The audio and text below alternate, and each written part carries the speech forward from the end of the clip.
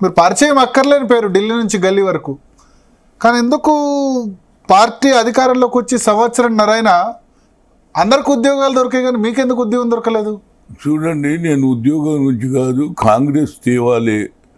10 ఏళ్ల పరిపాలనలో బీఆర్ఎస్ని ఎట్టి పరిస్థితుల్లో ఈసారి ఓడించి కాంగ్రెస్ తేవాలని, అందులో ముఖ్యంగా సోనియా గాంధీ గారు డిక్లరేషన్ చేయడం, రాహుల్ గాంధీ గారు కన్యాకుమారి నుంచి కశ్మీర్ వరకు నడిచిన తర్వాత ఈ భారతదేశంలో ఎవరు కూడా మాట్లాడినటువంటిది ఏదైతే we come to the power wheel conduct caste wise census అన్నాడు. అంతటితో జితినా హిస్సేదారి యుతి భాగీదారి అంటే according to their population wise we'll give వాళ్ళ సే చేస్తా అన్నాడు. వీటి వల్ల ఏమైంది, ప్రజలందరూ కూడా ఆలోచన చేసి 10 ఏళ్ళ అవకాశం ఇచ్చినాం, మరి కేసీఆర్ గారు ఇచ్చిన వాగ్దానాలు పూర్తి చేయలే. 1 లక్ష రూపాయలు రుణమాఫీ చేసి అది 3 సార్లు ఇవ్వడం, దానివల్ల ఇంట్రెస్ట్ కిందనే పోయింది. ఇవన్నీ ఉన్నాయి. దాని తర్వాత ఉద్యోగాలు కూడా ఇవ్వలే, 2 బెడ్రూమ్ కట్టిండు, అది ఇవ్వలే. సరే, అంటే మీకు ఓటమి కారణాలు చర్చిద్దాం తర్వాత. అంటే మీకెందుకు ఈ 1.5 ఇయర్లో, 1.5 ఇయర్ అనే కాదు, 2016 నుంచి మనం చూస్తే కనుక 2016లో మీ రాజ్యసభ టర్మ్ కంప్లీట్ అయింది. ఇవాళ 2025 జూన్లో ఉన్నాం. 9 సంవత్సరాల్లో ఒక్కసారి కూడా పార్టీ బీఫామ్ దొరకలేదు. అసెంబ్లీ ఎలక్షన్స్ 2 సార్లు వచ్చాయి, పార్లమెంట్ ఎలక్షన్ 2 సార్లు వచ్చాయి. నేను మొదటి నుంచి కూడా రాజీవ్ గాంధీ గారు ఎప్పుడైతే ఫ్లడ్ ఎఫెక్టెడ్ ఏరియాలో, అదేవిధంగా ట్రైబల్ ఏరియాలో, ఆనాడు పిసిసి ప్రెసిడెంట్ ఎవరుండే, జలగం వెంగళరావు ఉండే, రాష్ట్ర ముఖ్యమంత్రి ఎవరుండే, ఎన్టీ రామారావు ఉండే. ఆయన వెంబడి నేనే ఖమ్మం జిల్లాలో అన్ని పర్యటనలో ఉన్నా. ఆనాటి నుంచి కూడా నాకు ఆలోచన ఉంది, ఈసారి నిలబడితే ఖమ్మం నుంచి నిలబడాలి, రాజీవ్ గాంధీ ఆలోచన నా ప్రాంతంలో ఇంప్లిమెంట్ చేయాలి, ట్రైబల్స్ ఉన్నారు, బడుగు బలైన వర్గాలు ఉన్నారు అని ఆలోచన చేసి 2019లో నేను టికెట్ అడిగా. కానీ ఆనాడు ఉన్న పరిస్థితిలో నా పేరు కూడా హైకమాండ్కు పంపలే. తర్వాత నాకు అంబికా సోని దొరకలేదని ఊకున్న. ఆనాడు ఎవరు రేణుకా చౌదరి దొరికినా నేను పోయి నామినేషన్ పోయి పనిచేసిన, మళ్ళా ఎలక్షన్ కూడా తిరిగిన. తర్వాత నేను సెంట్రల్లో కూర్చున్నప్పుడు అంబికా సోని ఏది election committee member, madam what mistake I have done, why you are not recommended my name అంటే విచ్ సీట్ యూ ఆస్క్డ్ అన్నది. Khammam, no your name was not there. అదే మాట మోషినా కిద్వాయి కూడా మెంబర్. హనుమంత్, నువ్వు ప్రతి ఒక్కరి గురించి వచ్చి కొట్లాడతావు, నీ సీటు గురించి నువ్వు ఎందుకు చెప్పలేదంటే, నేను I thought our Congress leaders will recommend my name అనుకున్నా, కనుక నాకు రాలేదు అన్న. సరే అయిపోయింది. మొన్న 2024లో కూడా టికెట్ వస్తే నేను మొదటి నుంచి కూడా అదే సీట్ అడుగుతున్నా. దానికి నేను సోనియా గాంధీ గారికి లెటర్, మేడం లాస్ట్ టైం నాకు టికెట్ రాలేదు, ఈసారి again I'm trying because I'm loyal to your family and Rahul Gandhi likes me. So 2 times I went there along with in Khammam. So now I'm asking for Khammam అంటే ఆమె letter రాసింది. Hanumanth, I saw your letter, definitely I will try your ticket, you are asking for, I will look after your interest in Khammam అన్నది. ఇక నేను హోప్లో ఉన్నా, ఇక అమ్మ చెప్పినాక రాదా అని తిరుగుతూనే ఉన్నా. ఎందుకంటే ఆ ఎలక్షన్స్ ముందు నేను ఇది కూడా చెప్తా, బట్టి విక్రమార్క ఏది పీపుల్ మార్చ్లో తిరిగిన అన్ని జిల్లాలలో, అదేవిధంగా రేవంత్ రెడ్డి బస్ యాత్ర పెడితే ఆయన ఎంబడి కూడా తిరిగిన, ఎక్కడ కూడా ఇద్దరికి సమానంగా అన్ని జిల్లాలలో తిరిగిన. ఆ తర్వాత సర్కారు వచ్చింది.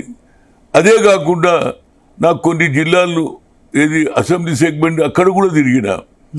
సర్కారు వచ్చింది. వచ్చిన తర్వాత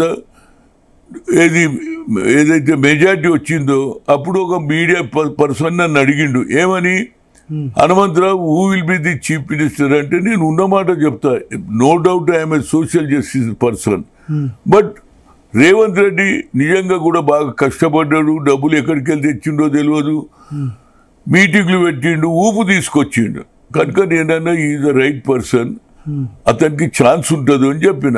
ఇక అది మనసులో పెట్టుకొని నాకు సపోర్ట్ చేయలేదని ఆ తర్వాత ఇక నా మీద కక్ష కట్టుకొని పార్లమెంట్ టికెట్ రానియలే. ఎన్నిసార్లు ట్రై చేసినా మంచిది అంటున్నాడు. ఆఖరి రోజు కూడా ఏమన్నాడు, నీ పేరు పెట్టినా అన్నాడు. కానీ ఫైనల్గా ఆయన నా పేరు పెట్టలేదు. అది ఆయన ఎవరు శ్రీనివాసరెడ్డి తన ఈ అంకునికి టికెట్ ఇప్పించుకున్నాడు. అయినా ఊకున్నా, ఎందుకంటే సర్కార్ వచ్చింది. సర్కార్ రావడంతో మనం తగాదా పడితే పార్టీకి నష్టమని నేను ఇప్పుడు ఊకున్నా. కార్యకర్తలకు అన్యాయం జరుగుతుంటే అప్పుడప్పుడు మాట్లాడుతున్నా. ఎక్కడ కూడా పార్టీకి వ్యతిరేకంగా, ఎందుకంటే నా కల్చరే ఏంది, నేను పార్టీలో పెరిగిన ఒక పెంకుటిల్లుకి వెళ్ళి రాజకీయం స్టార్ట్ చేసిన. అదే నా టాలెంట్ను చూసి సంజయ్ గాంధీ గారు యూత్ కాంగ్రెస్ ప్రెసిడెంట్ చేశారు, రాజీవ్ గాంధీ గారు పిసిసి ప్రెసిడెంట్ చేశారు, ఆఖరికి ఆయన ముఖ్యమంత్రి దానిగా తీసుకుపోయాడు 90లో. ఆల్మోస్ట్ అలా డిసైడ్ అయ్యే టైంలో కొందరు సీనియర్ నాయకులు నాకు అప్పుడు ఏజ్ 41 ఉండగా అమ్మ యంగ్స్టర్ వచ్చిండని కొందరు వ్యతిరేకం చేసి ఇక వాళ్ళు చనిపోయిన వాళ్ళ పేర్లు ఎందుకు చెప్పాలి, సరే అయిపోయింది. అయినా నేను అప్పుడు వ్యతిరేకం చేసిన వాళ్ళు ఇప్పుడు చనిపోయిన ఇంతకంటే ఎక్కువ ఏం చెప్పంటే చనిపోయిన గురించి నేను మాట్లాడదు. కొందరు పని కట్టుకొని నాకు వ్యతిరేక. ఆనాడు రాజీవ్ గాంధీ దోలిచ్చిండు, you make it, HKL Bhagat ను పంపించిండు. అదేవిధంగా ఎవరు జనార్దన్ పుజారి వచ్చిండు, ఐకే అంతోని వచ్చిండు. అందరు వచ్చినా మరి వీళ్ళందరూ ఆనాడు 1 లైన్ రెజల్యూషన్ జరిగినట్టే నేను అయిపోదు. అప్పుడు 1 లైన్ రెజల్యూషన్ నాకు తెలియదు. తర్వాత నేను రాజీవ్ గాంధీ గారు చెప్పిన, అరే హనుమంత్ క్యూనై బోలే అన్నాడు. ఆ తర్వాత నా అదృష్టం చూడు, ఒరిస్సా నుంచి వచ్చి ఏది శ్రీకాకుళం, విజయనగరం, విశాఖపట్నం 3 చూసుకొని ఈజ్ గోయింగ్ టు శ్రీపెరంబూర్, ఏది తమిళనాడు పోయేటప్పుడు ఆయన చిన్న ఫ్లైట్లో పోతున్నాడు. నన్ను పక్కకు పిలిచిండు, Hanumanth I will make you CM after parliament elections will be over అన్నాడు. 6 గంటలకు అన్నాడు, 6:30కు అన్నాడు, 11 o'clock ఈజ్ నో మోర్. ఇక అప్పటి నుంచి నేను తిరుగుతూనే ఉన్నా. మిమ్మల్ని సీఎం చేస్తానని చెప్పిన 4 గంటలకే చనిపోయారు రాజీవ్ గాంధీ.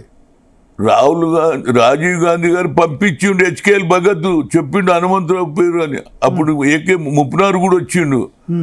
వాళ్ళు లీక్ చేసిండ్రు, ఎవరైతారని అడిగిండు. బ్రహ్మానంద రెడ్డి అడిగిండు, who is your leaders mind in favour of అంటే అప్పుడు జీకే ముప్నార్ మూవ్ చేసి ఇన్ ఫేవర్ ఆఫ్ హనుమంతరావు అనగానే అందరూ ఒకటైపోయారు. అప్పుడు నేను పిసిసి ప్రెసిడెంట్గా ఉన్నప్పుడు నేను ఎక్కువ మెజార్టీ మోర్ దాన్ 60% ఎస్సీబీసీలకు వేసిన. ఆ కోపం ఉన్నది వాళ్ళకు. అదేవిధంగా మెంబర్షిప్ నేను చేయించిన. దానికి ఎన్జనార్దన్ రెడ్డి వర్కౌట్ చేసి తిరుపతిలో ప్లీనరీ సెషన్ అయ్యే ముందు నన్ను పక్కకు జరిపితే నన్ను క్యాబినెట్లో ఉండమన్నారు. అన్న సార్ ఇప్పుడే నన్ను ఒప్పుకుంటలేడు, రేపు క్యాబినెట్లో ఉన్నాక ఏ ఫైల్ మీద కూడా నాకు తప్పు రాసిండు అనుకో, నేను ఇంక అందరికీ తిరిగి చెప్పాలి నేను తప్పు చేయలేదని. నేను I'm a true Congress man, loyalist party, నేను ఏం సంపాదించలే. కావాలంటే మీరు ఎవరినన్నా తెలుసుకోండి, నేను నా కుటుంబం వరకే కానీ నేను ఎక్కడ సంపాదించాలంటే సగం హైదరాబాద్ నాదే. ఆ రోజుల్లో నాకు అంత విలువ ఉండే. యూత్ కాంగ్రెస్ ప్రెసిడెంట్గా, పిసిసి ప్రెసిడెంట్, ఇవాళ కూడా నేను ఆంధ్ర పోతే కూడా అందరూ సంతోషపడతారు, ఫాలోయింగ్ ఉన్నది. అదేవిధంగా తెలంగాణలో కూడా. ఏదైనా నా ఉద్దేశం లేదంటే పదవులు వస్తాయి పోతాయి, కానీ నేను పార్టీ మారను. తప్పనిసరిగా హైకమాండ్ న్యాయం చేస్తుందని నా ఉద్దేశం ఫ్యూచర్లో. ఎందుకంటే అందరికీ పదవులు వచ్చినాయి. ఎవరు అడిగినా అరే హనుమంతన్నకి ఎందుకు ఇస్తలేదని సింపతి పెరిగింది నా మీద. ఏమన్యాయం అండి, హనుమంతరావు రాత్రి మొదలు కష్టపడుతాడు, ఆయనకు పదవి లేదని ఇప్పుడు మీరు ఎట్లయితే అడుగుతున్నారో జనం అడిగినా సరే చూద్దాం. పార్టీలో ఒకసారి కొంత అప్ డౌన్స్ వస్తాయి, కానీ అప్ డౌన్స్ వచ్చినాయి. నేను పార్టీ నాకు కేసీఆర్ కానీ అందరు కూడా నాకు ప్రామిస్ చేసారు ఏదైనా పదవులు ఇస్తామని ఆశ చూపించినా నువ్వు పోలే. కేసీఆర్